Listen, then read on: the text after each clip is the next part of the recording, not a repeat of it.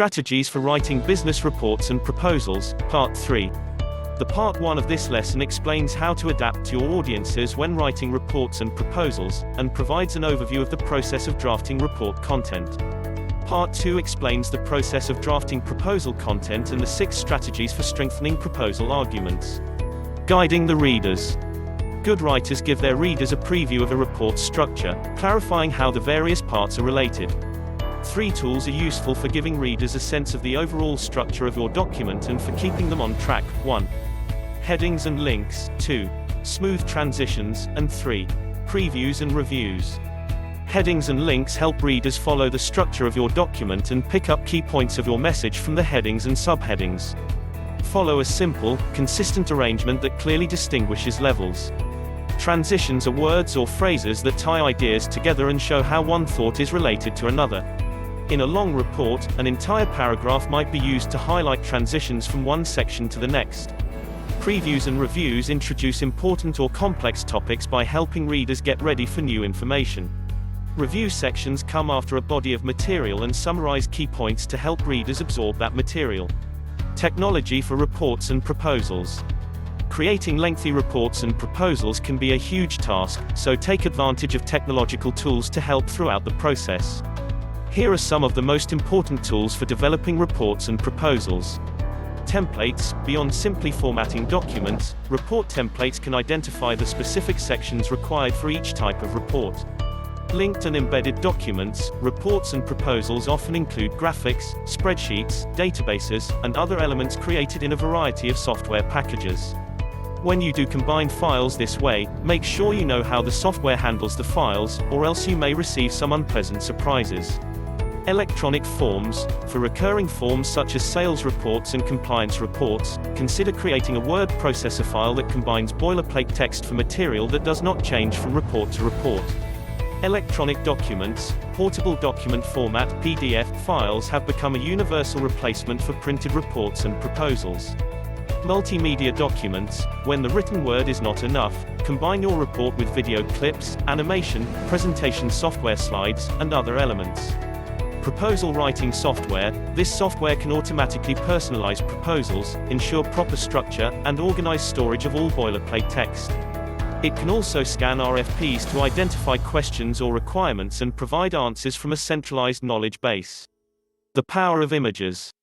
Well-designed visual elements can enhance the communication power of textual messages, and in some instances, even replace them. Visuals can convey some complex message points more effectively and efficiently than words. Generally speaking, in a given amount of time, well-designed images can convey much more information than text. Visuals attract and hold people's attention by helping them understand and remember your message.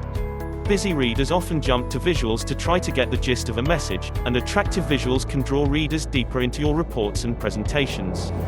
Pictures are also an effective way to communicate with the diverse audiences that are common in today's business environment. In addition to their direct information value, a significant part of the power and risk of visual elements derives from their connotative meanings. Many colors, shapes, and other design elements have visual symbolism, and their symbolic, connotative meaning can evolve over time and mean different things in different cultures. Visual literacy is the ability to create visual images and interpret visual messages. It has become an essential business skill.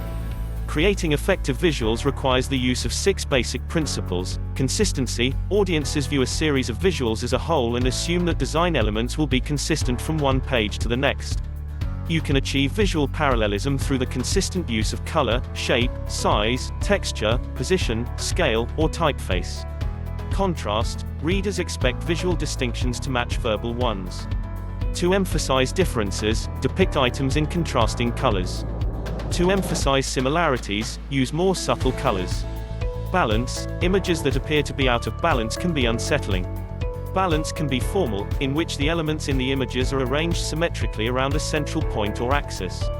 Balance can also be informal, in which stronger and weaker elements are arranged in such a way that achieves an overall effect of balance.